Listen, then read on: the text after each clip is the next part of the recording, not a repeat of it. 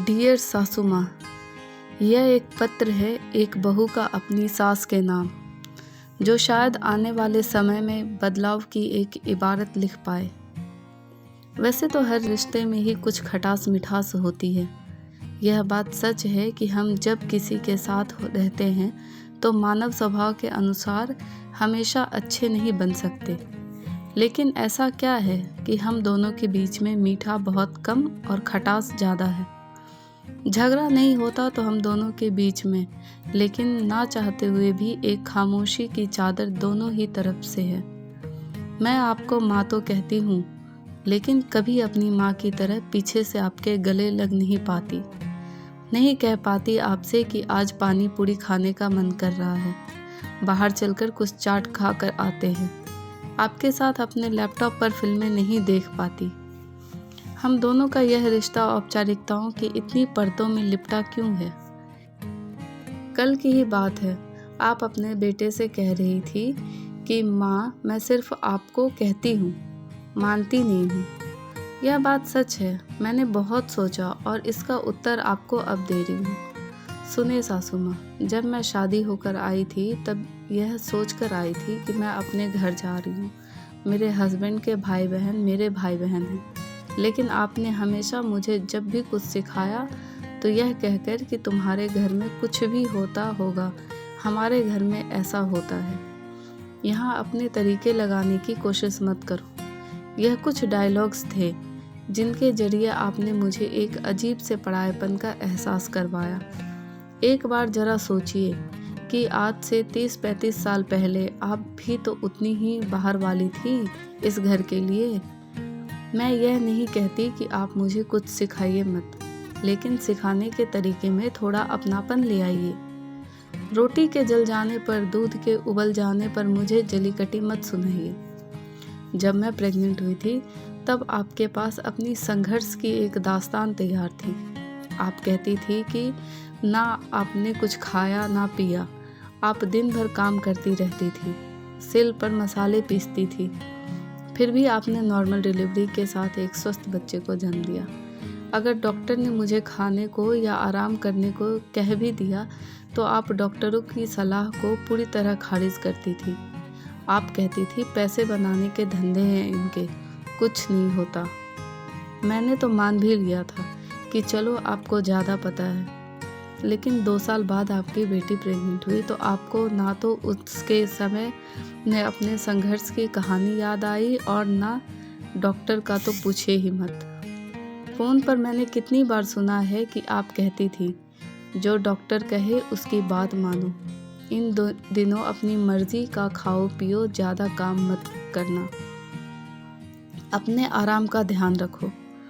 मेरी और आपकी बेटी के बीच में ये दोहरापन नहीं है तो क्या है। मैं यह नहीं कहती कि आपका जीवन बहुत सहज रहा होगा। आपकी सास ने आपके साथ बहुत अत्याचार किए होंगे। सुबह से शाम तक आपने काम किया होगा। आप पापा जी से अपनी बात कह भी नहीं पाती होंगी। लेकिन एक बार सोचिए, उन पुरानी बातों से मेरे आज का क्या संबंध है। आपके साथ जो हुआ वो बुरा था, लेकिन मेरे साथ बुरा करके आपके वो पुराने जख्म ठीक हो जाएंगे।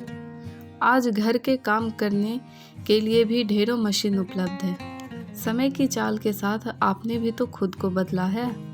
आप भी तो एसी में सोती हैं, लेकिन घर में काम करने वाली बाई आज भी आपकी आंखों में को खटकती है। आप कभी ना कभी गुस्से में कह ही देती हैं, हमने तो भाई खुद ही अपनी गृहस्थी संभाली है। ये आजकल की लड़कियां नौकरों के बिना हिलती भी नहीं हैं। ऐसा नहीं है कि आपको लाड़ करना नहीं आता। अपने बेटे की थाली में सब्जी के साथ प्यार आज भी परोसती हैं। उनकी बर्थडे पर पसंदीदा साबूदाने की खीर आप बना ही लेती हैं। आपकी बेटी जब मायके आती है रसोई में खड़े होकर उसकी पसंद का खाना बनाती हैं। लेकिन मुझे याद नहीं है कि कभी आपने मुझसे यह भी कहा हो कि एक पूड़ी और ले लो। बनाना तो बहुत दूर की बात है। आपको तो यह तक नहीं पता होगा कि मुझे खाने में क्या पसंद है। फिर आपकी यह शिकायत रहती है कि फ़ोन पर माँ से ही बात करती रहती है। मायके का मोह छूटा ही नहीं। आप अपने मोह में एक बार बांध कर तो देखती, शायद मायके का मोह छूट जाता।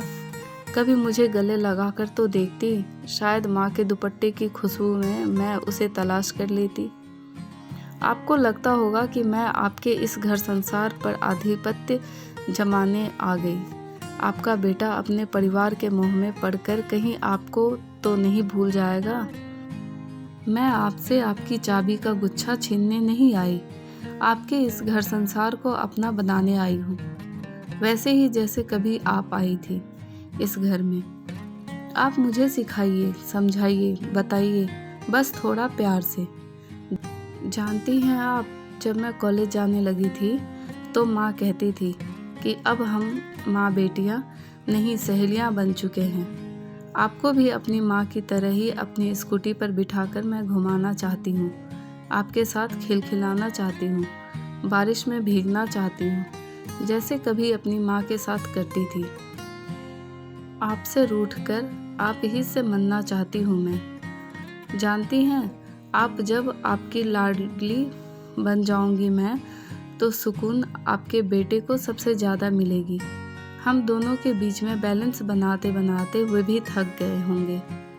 चलते चलते माँ, एक और बात, मैंने आपकी सास यानी दादी को नहीं देखा, लेकिन उनके बारे में जितना भी आपके मुँह से सुना है, उससे कोई बहुत अच्छी छवि तो मेरे जहन में उनके लिए है नहीं। लेकिन मैं अपनी होने वाली बहू को एक अच्छी कहानी सुनाना चाहती हूँ, जिसमें उसकी दादी सास के जीवन की खलनायिका ना हो कर नायिका हो। चले सासू माँ, ओ सॉरी माँ, जीवन की कॉपी पर मीठी और मुस्कुराती कहानी लिखते हैं। आपकी बहू नहीं, आपकी लाडली बिटिया। दोस्तों, आशा करती हूँ कि आपको यह कहानी पसंद आई होगी। कहानी पसंद आई तो लाइक, सब्सक्राइब एंड शेयर करें। इस कहानी पर आपकी क्या राय है, हमें कमेंट करके ज़रूर बताएं। Thank you.